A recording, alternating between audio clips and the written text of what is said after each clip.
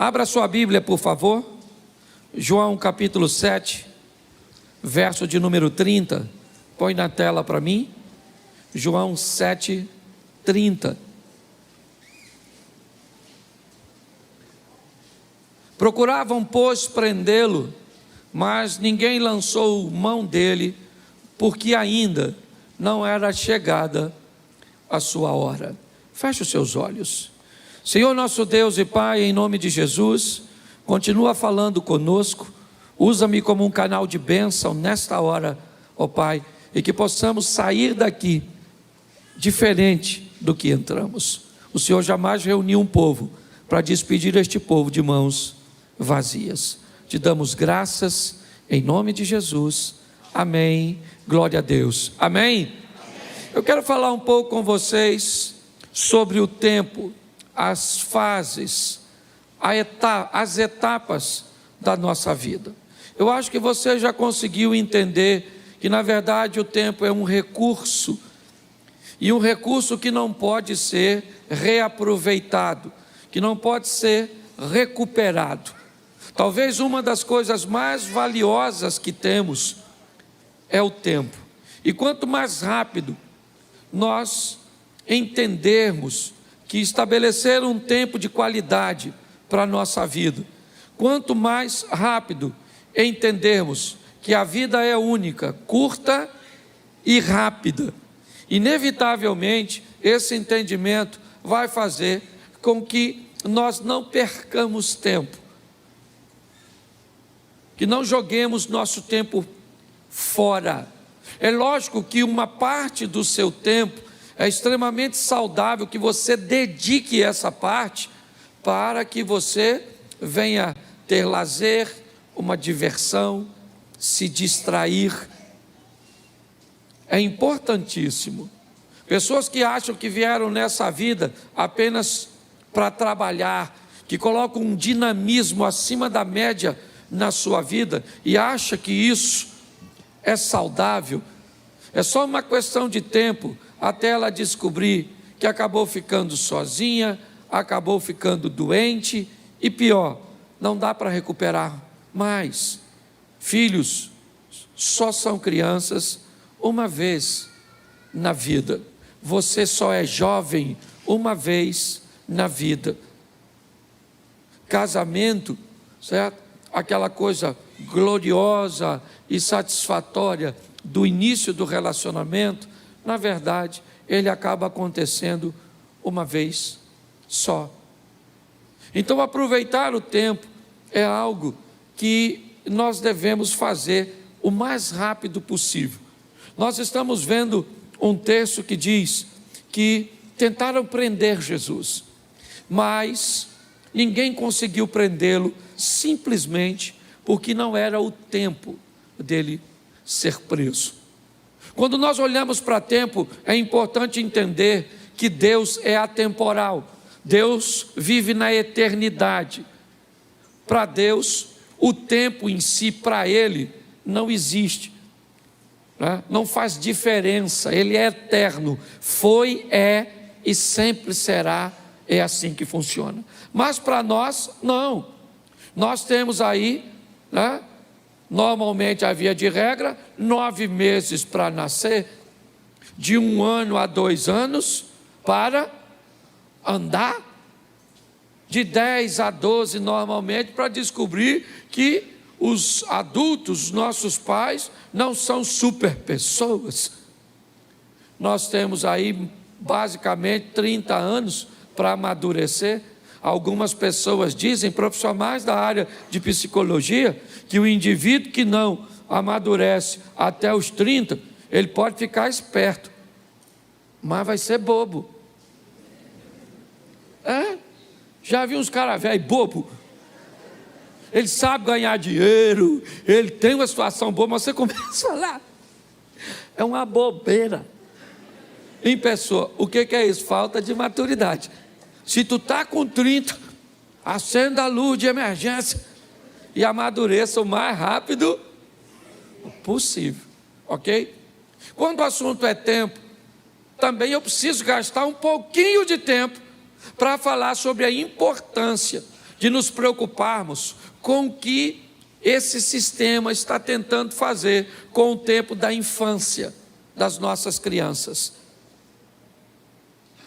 Se nós olharmos, nós muitas vezes não conseguimos entender por que é que tantas informações distorcidas, por que é que desenhos animados, por que é que programas direcionados para a criança na idade mais precoce possível buscam levar informações, imagens, porque no tempo da infância, no tempo dessas crianças, elas não conseguem discernir o que é uma sugestão, do que é uma informação e uma ordenança.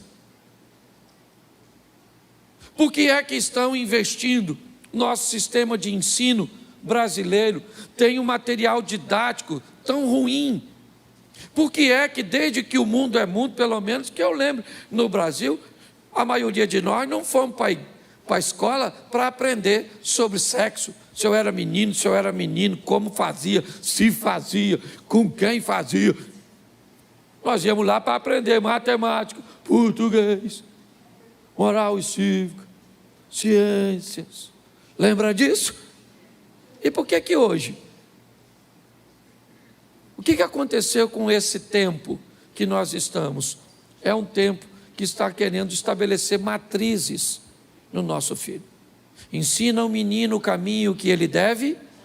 Se você não sabe obedecer a Bíblia, o diabo talvez seja mais obediente que você. O diabo, ele diz, se a Bíblia está dizendo, ensina o menino o caminho que deve andar, eu vou obedecer a Bíblia. E vou ensinar esses meninos a se comportar segundo o meu modelo.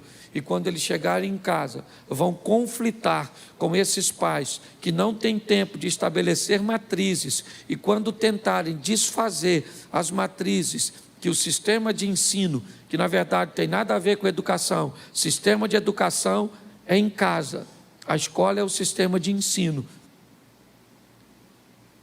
Então, quando nós olhamos para esse tempo de tanta imaturidade que busca atingir as nossas crianças, é melhor você acordar o mais rápido possível.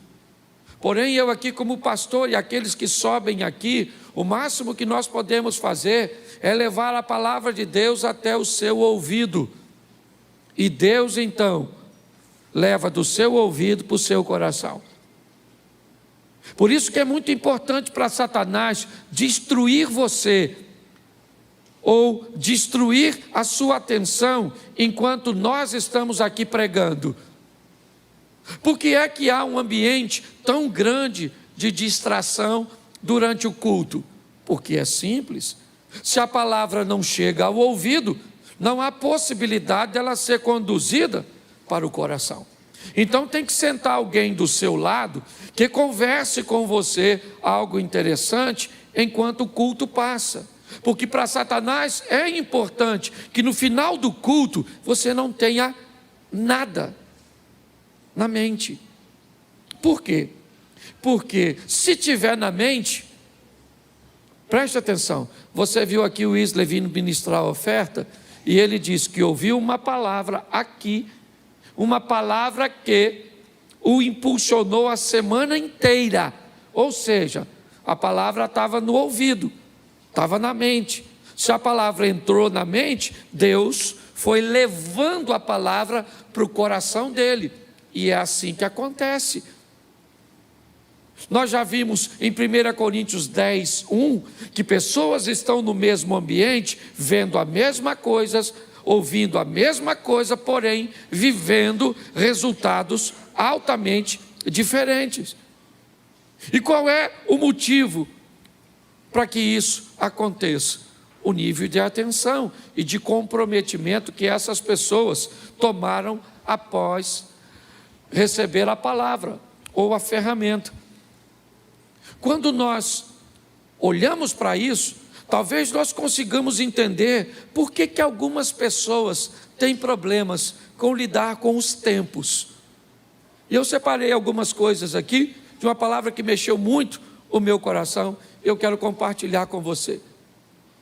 O primeiro tempo que eu quero falar com você é o tempo dos outros. Aquele tempo que não é seu, mas você gostaria que fosse. O Salmo 73, ele ilustra isso de uma forma belíssima. Põe para mim, Salmo 73, aqui. Isso. Vamos lá. Verdadeiramente bom é Deus para com Israel, para com os limpos de coração. Preste atenção agora. Quanto a mim, meus pés quase se desviaram. Faltou ou pouco faltou para que escorregassem os meus passos. Por quê? Pois eu tinha inveja dos soberbos, ao ver a prosperidade dos ímpios. Porque não há apertos na sua morte, mas firme está a sua força. Não se acham em trabalhos como outra gente, nem são afligidos como outros homens. Pelo que a soberba os cerca como um colar, vestem-se de violência como um adorno. Só aí, preste atenção, qual é o problema do salmista aqui? Me parece que esse é o salmo da comparação.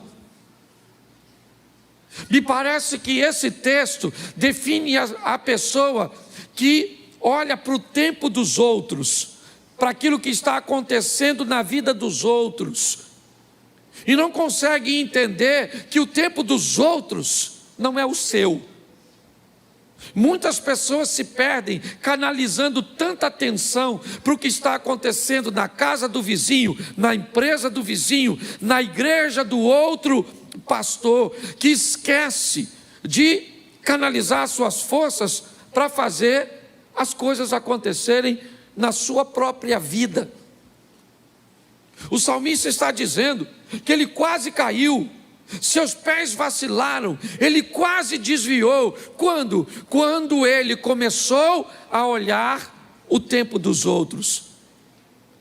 E o que estava acontecendo na vida dos outros era muito diferente do que estava acontecendo na vida dele. Aprenda uma coisa: em muitas fases da sua vida, o casamento de outras pessoas vão estar melhor que o seu. A situação financeira de outras pessoas vão estar melhor que a sua. A aparência dessa pessoa vai estar melhor que a sua. Você precisa ter maturidade para entender que o tempo dos outros não é o seu tempo. Pare de olhar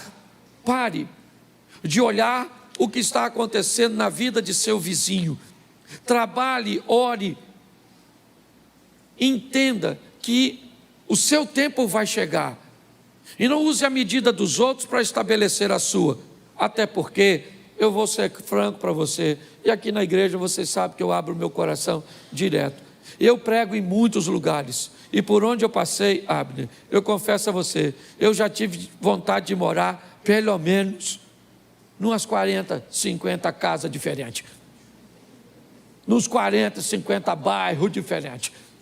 Chego na casa de um cara, pensa num casarão. Bonito, confortável, ampla, umas ruas amplas, bonito. Eu falo comigo: Cláudio, tu tinha que morar aqui. Até eu viajar para outra. Chego lá, eu falo: que apartamento é esse? Rapaz, um apartamento por andar, tudo na porta. Não podia morar aqui? Aí eu viajo de novo. Aí alguém me leva numa fazenda.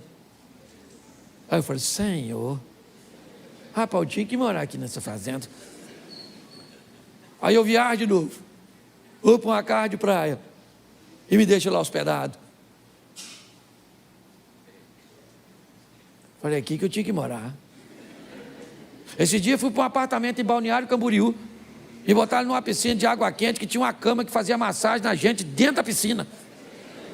Ali eu tive certeza que era ali. Uma cama que faz massagem em nós dentro d'água. Aí eu fui para Brasília. e me levaram para uma casa que tinha até um helicóptero. Eu já esqueci da massagem. O que é uma massagem numa piscina? Com um bicho que leva a gente para as alturas? Aí eu quis morar lá. E por onde eu passo? De vez em quando ainda quero. Mudo para aqui, mudo para ali. E agora que minha mulher vai comigo de vez em quando? É 2. Cláudio, não podia morar aqui, né? E eu falo para ela, Xerém nos espera. Aquela grande metrópole. Você consegue entender? O tempo dos outros não é o seu. Pare com isso, amadureça. Vamos voltar para cá? Segundo tempo. Fora do tempo. Aquilo que nós queremos, mas ainda não é o nosso. Pastor, que exemplo você pode usar para isso? O Saul. Saul queima uma etapa. E, gente, muita coisa, né, que nós vemos, nós até poderemos adquirir e ter, mas não fora do tempo. Tenha maturidade para entender que coisas fora do tempo pode deformar você. Deus, Ele está no controle de todas as coisas. Eu li um livro esses dias do Carlos Drummond, e o título dele é Fora do Alcance das Crianças. E ele começa a explicar por que é que tem coisa que a gente não recebe. Porque Deus não dá determinadas coisas para crianças. Tem que ter maturidade. Você tem que entender que tem coisas que são para você, mas ainda não é o seu tempo de alcançá-las. E Deus sabe, nossa, eu queria. Eu vou contar uma experiência para vocês. Aqui, na minha família, está ali meu filho, minha nora estava sentada aqui. Isso, tá, deve estar com meu netinho por aí. Mas meu filho está. Nós fomos viajar. Aí entrou toda a patotinha no carro. Certo? Entramos todo mundo. Aí meu neto quis o celular para ver, né, um desenhozinho. Aí minha nora falou assim, você vai passar mal, Miguel. Mas ele, sabe como é que é criança, né? Aí minha nora, gentilmente, uma mãe amorosa, cedeu o celular. Ele começou a ver. Um tempinho depois, ele começou a enjoar. Dentro do carro, escuta só. Certo? Dentro do carro. Ele podia? Sim. Mas era o tempo de ter? Não. Nós fizemos uma paradinha. O que nós fizemos? Ele pediu um biscoito. Era para dar? Nós demos. Eu fui um incentivador. Dá um biscoito para esse menino. Vô é assim, né? Diz que vô é um burro que o filho amansou para o neto montar. Falei, dá esse menino precioso, esse garoto aqui do vovô. Toma, menino. Comeu. Começou a ficar zonzo. Dentro do carro. De repente. Assim. As coisas do interior dele começou a sair. Ele vomitou. Dentro do carro. Paramos, limpamos, tudo. E você sabe que o cheiro. Limpamos tudo e segue viagem. Com aquele cheiro. E eu estou aqui conversando com Deus, que experiência era aquela? E Deus falando ao meu coração, é desse jeito que eu não ajo. Vocês sabiam que o celular ia fazer mal? Você cedeu, porque você é bonzinho. Você sabia que o biscoito ia piorar? Você deu. E agora, Cláudio Soares Duarte, pastor. Porque quando é minha mulher, só fala Cláudio Duarte. Quando é Deus, fala o nome todo e ainda usa pastor, que é para chamar a atenção. Vai fazer a viagem com esse cheiro, que não sai não. Sabe o que eu aprendi? Quando é fora do tempo, Deus não dá. Você pode espernear do jeito que você quiser, que Ele não vai se sensibilizar com você, porque Ele quer ser o melhor. Deus não age dessa forma. Então, se for fora do tempo, querido, Não queira queimar etapa, porque o negócio vai dar ruim. Está lá com Moisés, fora do templo, achou que era o libertador, se lascou, foi para o deserto. O tempo de Deus é correto, aguarde o que Deus tem a fazer por você, amém? Ele não chega atrasado na sua vida, no seu casamento, ele não chega, ele sabe o que está fazendo, ele está cuidando de você. Muitas pessoas se atrapalham querendo coisas fora do seu tempo. Nós temos aqui para adiantar também aquilo que está no tempo para acontecer. E aprenda uma coisa nessa vida: toda oportunidade, ela tem um tempo de duração.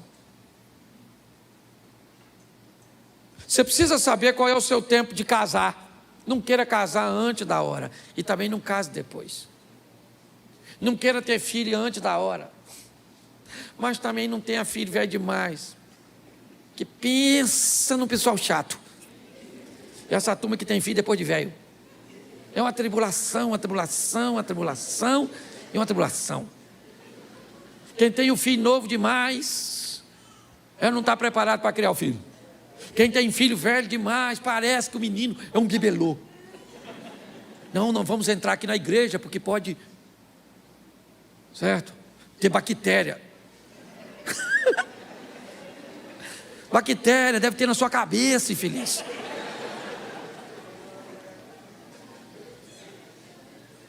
Você tem que descobrir qual é o seu tempo de casar. Você tem que descobrir qual é o seu tempo de agir em favor das suas finanças. É o seu tempo. Peça a Deus para te dar discernimento. Chegou a sua hora de viver. Descubra quando ela é, em qual área é, e mergulhe com toda a sua força. É assim que funciona. Em 1992, eu tive que fazer 2 mudanças drásticas na minha vida: casar. Acabei com a minha vida de solteiro. Troquei todas as mulheres solteiras do mundo por uma. Olha que troca ruim. Porque antes de casar eu podia ter qualquer uma solteira, sim ou não? Depois que casei, rejeitei todas as outras. E para ir Jane Mary, para ir com ela até que a morte o separe. E diga-se de passagem, está demorando. Para ela e para mim. A Abner que diga isso, ou não, a Jacira aí, ó. Quase 50 anos de casado. Você consegue entender isso? Está assim de gente que não investe tempo, sabe? Para ter um discernimento, às vezes numa consultoria, em alguém que tem experiência. Para que aprender com seus erros, se você pode aprender com os erros dos outros? Procure pessoas, a vida está fazendo aqui na igreja, aqui nessa igreja, você tem pessoas com tanta experiência, que pode dar noção de casamento, pode dar noção de ambiente corporativo, de quais são as profissões promissoras. Você está envolvida num ambiente, onde você pode receber informações extraordinárias, para ajudar a você agir no tempo correto. Mas você não aproveita isso. Você tem que descobrir seu tempo. Qual é o seu tempo? Jesus está no casamento de Caná. Maria fala para ele, eles não têm vinho. Jesus disse, ainda não é chegada a minha hora. Calma, eu sei o meu tempo. Nós precisamos amadurecer para entender isso. A menina tem 12 anos, eu já sou uma moça. Pai, posso namorar? Com 12, eu vou buscar o boneco da Barbie, o Ken. Você namora ele. Mas eu já sou uma mulher. Ô menina, vai assistir Chiquitito e não me perturba. Menino, 13 anos, acho que é um homem, não paga uma conta, qualquer coisa que vai fazer está cansado, não estuda direito, nada, aí vê uma menininha. Eu já estou no tempo de namorar. Eu acho que você está no tempo de eu castrar você, não é? Você sossegar esse fogo. Você está rindo, mas é sério. Você tem que entender o tempo da espiritualidade, o tempo de investir em leitura, em busca por Deus. É muito importante isso, gente. Descubra o seu tempo, as coisas que têm que acontecer, né? no seu tempo. Para alguns, esse tempo pode chegar um pouco mais cedo, para outros, um pouco mais tarde, para outros chega no modelo mais fácil, para outros no modelo mais difícil. Mas entenda isso, eu vejo pessoas querendo viver o tempo dos outros, eu quero pessoas querendo viver coisas fora do tempo, antecipando e quebrando a cara, tomando decisões equivocadas, e pessoas que sequer são capazes de entender o seu próprio tempo. O próximo, o tempo de Deus,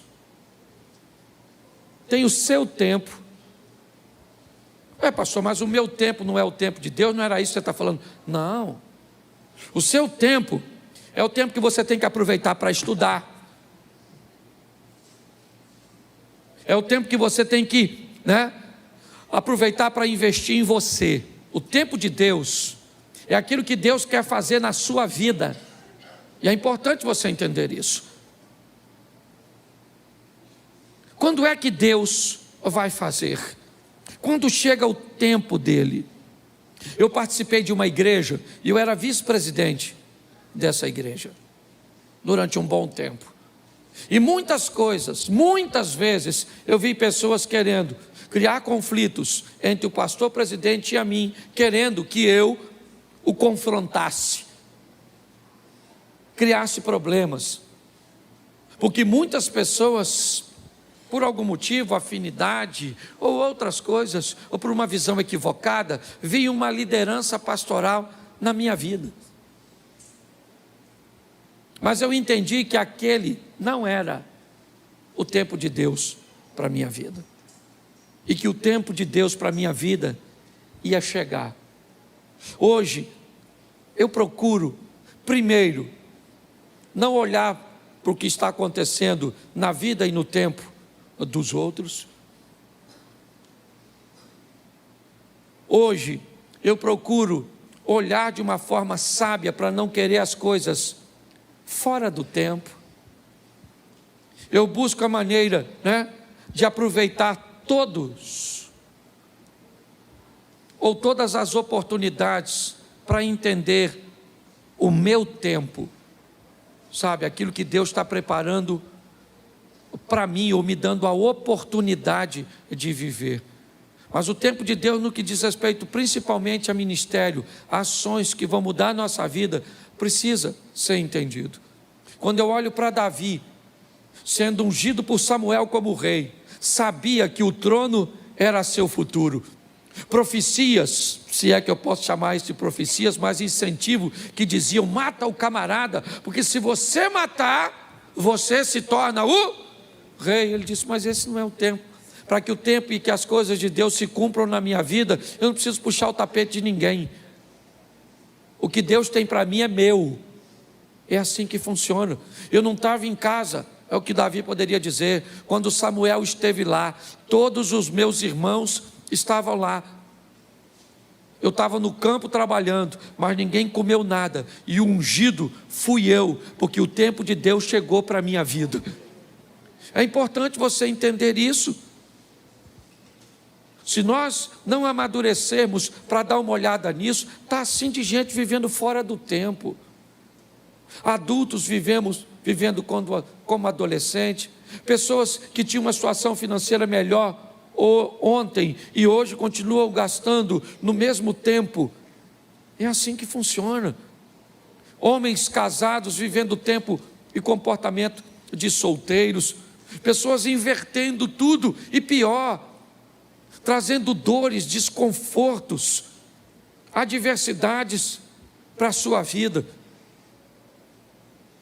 Está na hora de você tomar uma decisão para mudar a sua história. É para isso que você vem à igreja, sabe para quê? Para entrar pelo teto paralítico e para sair pela porta andando. Nós vamos para a presença de Jesus para sair de lá melhor do que entramos. Esse é o propósito. Sair daqui uma esposa melhor, um marido melhor, um colaborador melhor, um empresário melhor, um pastor melhor, um amigo melhor. É para melhorar. O trabalho do Senhor tem o propósito de nos levar para a próxima fase da nossa vida. E para me encerrar, por causa do tempo, nós temos o fim dos tempos. Nós temos aqui, rapidinho, o tempo dos outros, fora do tempo, o meu tempo, o tempo de Deus e o fim dos tempos. Quando nós estamos olhando para esse ambiente, Mateus 24, 44, por isso, estai vós preparados também, porque o Filho do Homem há de vir a hora em que não penseis. Quando nós olhamos para esse texto, nós descobrimos que nós estamos chegando ao final dos tempos. As coisas se cumprindo, as coisas acontecendo. E por favor, igreja, não se preocupe quando vai ser. Não fique preocupado se é amanhã, se é no ano que vem. Não fique preocupado. Tenha uma preocupação: eu preciso estar preparado. Quando a trombeta tocar e Cristo voltar para buscar a sua igreja, e Ele vai voltar, porque Ele não é homem para que minta, nem filho do homem para que se arrependa. E por que é que nós investimos em vidas aqui para melhorar a sua qualidade? Porque não há evangelismo maior e melhor do que alguém olhar para você e ver Deus. Terça-feira passada, eu levei a Mary para pregar numa igreja e um pastor me chamou. Ele trabalhava na usina de Angra e ele me disse que com ele trabalhava um alemão que entendia pouquíssimo português e que falava inglês e alemão. E ele disse que criou um laço de amizade, mas que a comunicação era muito difícil entre eles. Mas que ele buscava, dentro das suas limitações, pregar Jesus para aquele homem de uma língua tão desafiadora. O homem entendia pouco, mas quem pregava era muito crente. Falava pouco e vivia muito. Dava um testemunho. O cara gostava demais dele e tolerava até ouvi-lo sem entender muitas coisas.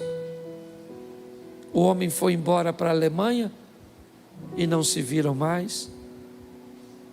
Um tempo depois ele recebe a ligação da filha deste homem. E criou uma maneira, não entrei em detalhes, para comunicar a ele, que depois que o pai dela havia voltado para a Alemanha, ele aceitou Jesus como Salvador. E ele tinha falecido lá na Alemanha. E que ele deveria pegar um avião e ir à Alemanha, porque o pai dela, antes de falecer, deixou uma herança para ele, que ia mudar a vida dele. Muito mais do que o que falamos, meus irmãos, vale o que nós vivemos. A nossa sociedade está cheia de palavras, cheia de historinhas. A nossa sociedade está querendo testemunho. Não basta subir num púlpito e falar muito bem, não basta. As pessoas querem conviver com a gente, para ver como a gente vive, como a gente trata as outras pessoas, como tratamos a nossa família. Esse é um tempo que estamos vivendo, onde o Senhor está voltando, e o Espírito do Senhor está sendo derramado sobre a igreja. Aproveite esse tempo, o tempo da graça, o tempo do favor de Deus. Eu não sei o que você tem vivido, não, mas por favor, melhore a sua ótica. Não dá para demorar para ser a melhor esposa, porque Jesus está voltando. Não dá para demorar para ser o melhor marido. Não dá para demorar para ser fiel. Não dá para demorar. Ele está voltando para buscar a sua igreja. O mundo está precisando disso. Se você acha que está desafiador agora, imagine esse período do ano que vem, o período das eleições. Deixa eu avisar a igreja de uma vez. Em julho do ano que vem, eu vou tirar um tempo para falar de política aqui na igreja. Em julho. Vou mostrar um pouco a igreja. Alguns já sabem, outros, eu não gosto de fazer isso, mas eu acho importante. E a partir de julho, nós não vamos mais falar de política na igreja, até a eleição terminar. A partir de julho, e assim que acontecer a liberação da propaganda eleitoral, eu vou pedir o favor de todos da igreja que tiverem um adesivo de política no seu carro, não estacionar dentro das nossas dependências, e que aqui dentro nós não vamos falar de política. Nós vamos orar por nossa nação, porque nós estamos aí praticamente entrando numa guerra. Talvez muitos de vocês, na última eleição, perderam relacionamentos de familiares e de amigos que saíram do grupo ou removeram você e que nem fala mais contigo direito por causa de uma eleição. Isso é um absurdo. Mas nós vamos orar para a nossa nação. A minha rede social não tem nada a ver com a igreja. E na minha rede social eu faço o que eu quiser, desde que eu não quebre princípio. Mas aqui nesse púlpito nunca subiu um político que eu franqueasse para ele esse microfone. Sempre orei e oro a todos que virem aqui. Mas nós estamos chegando num tempo, igreja, que não dá para relaxar. É o final dos tempos. Transforme-se agora, porque talvez não dê mais tempo.